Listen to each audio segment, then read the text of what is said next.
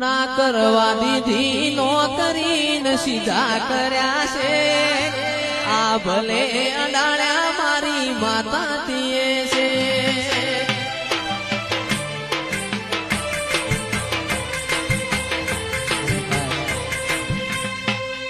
આવું બધું કેમ કહેવાય હું 10મું ધોરણ ફેલ છું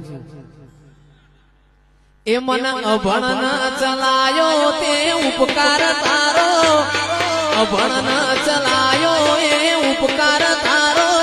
એ માથે તો બનાયો મન ચમકતો સિતારો